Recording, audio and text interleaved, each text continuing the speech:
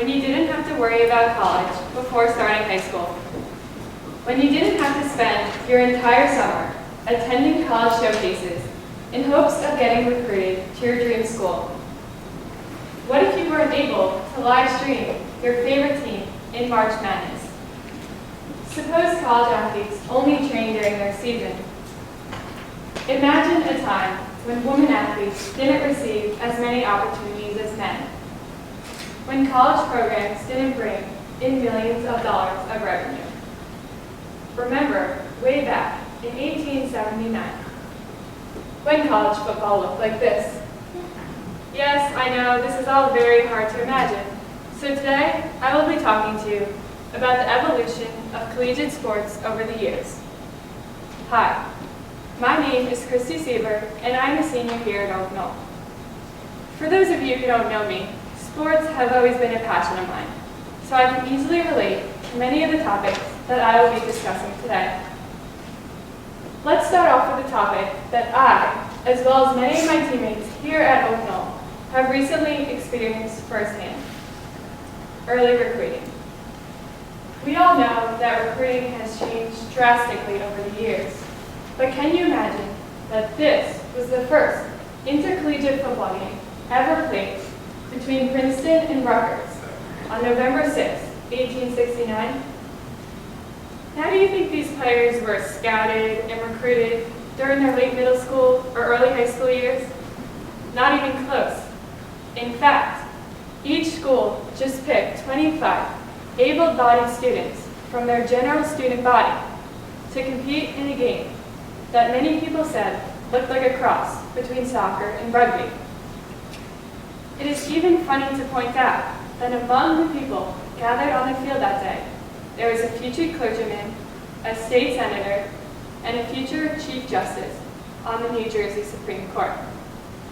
It is clear that the NCAA didn't exist at this time, let alone athletic scholarships. Now, things continued down this path for many decades until the early 1900s, when the NCAA was formed. Although the NCAA set many new guidelines in order to make the game safer, it still prohibited schools from paying athletes and mandated that the school only draw athletes from their general student body. In their eyes, the act of paying a student financial aid on the basis of athletic ability was as unethical as paying him or her a salary. Yet another change came about in the 1930s during the height of the Great Depression. During this time, many football players who didn't have enough cash took jobs on the side to support themselves.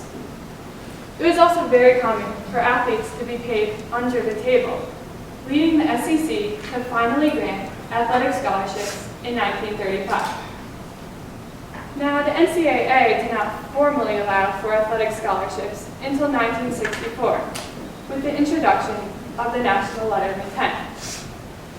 For those of you who are not familiar with the National Letter of Intent, or NLI, it is in very simple terms a binding agreement between a student-athlete and coach. Signed by the student-athlete during his or her senior year, they agreed to attend the university full-time for one academic year in return for financial aid.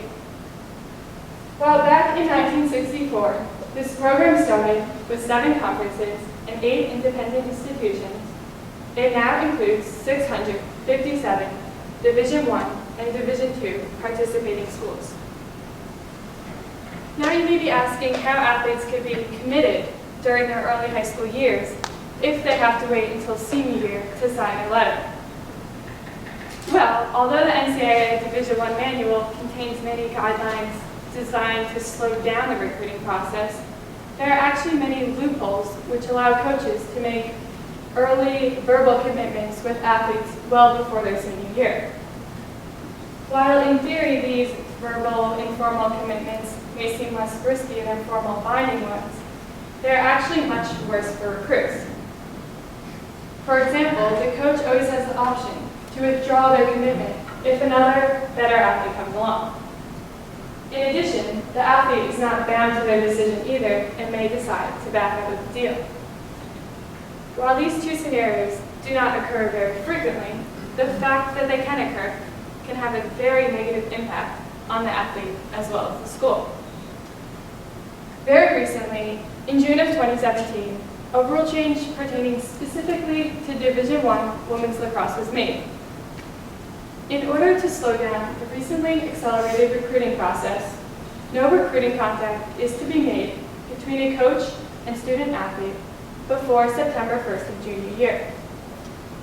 Not only is the coach prohibited from contacting the athlete directly, but they are also prohibited from communicating through a third party.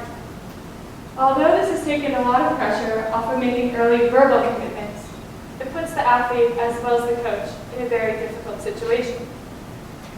Since all communication and contact is shut off, the athlete has no way of knowing which schools are interested in them, and vice versa.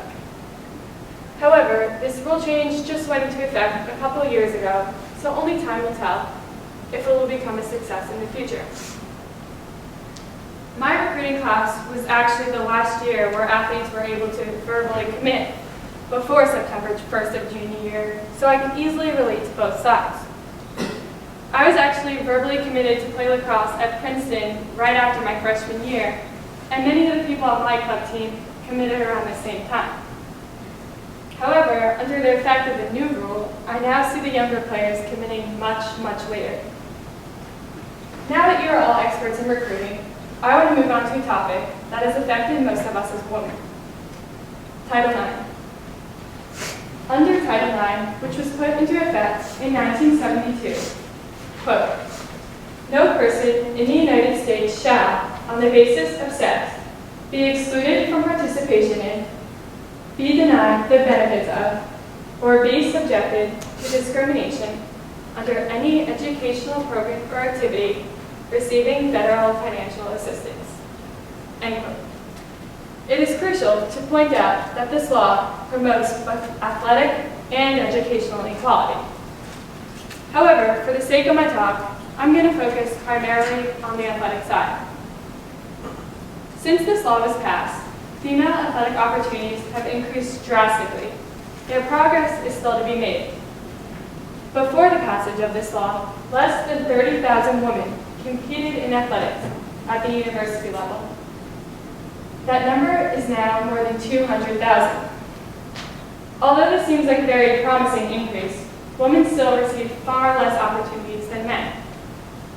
For example, even though women made up more than 50% of all undergraduate students in 2010, they consisted of less than 46% of the school's athletes.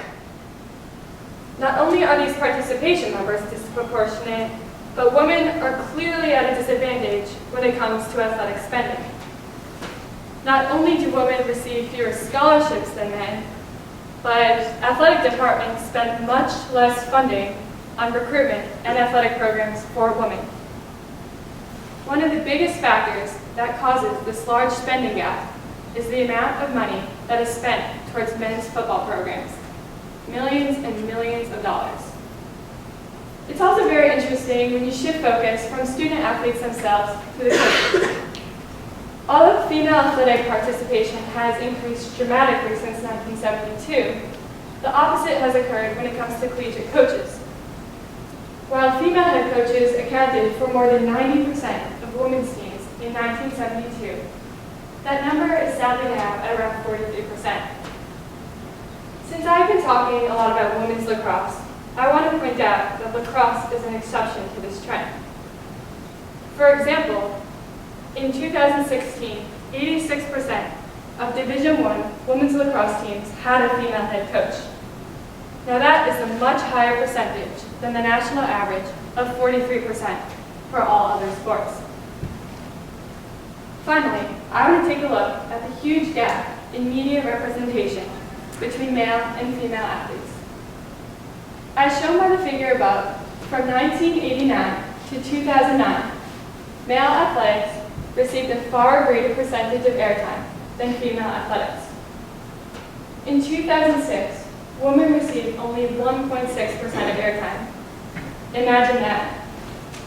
Even today, women still receive very little airtime when it comes to sports of all levels, whether that be high school, college, or even professional. So So next time you flip through channels on your TV, take notice of how many more channels air men's sports than women's. Where will sports go in the future? Will women athletes ever have the same opportunities as men? Will the new recruiting rules turn out to be a success? Even so, will we ever stop worrying about college before starting high school? Although we will never really know the answers to these questions, we can only hope that we will continue on an upward trend for our athletes. And as Nike said, it's only us who can write the future. Thank you.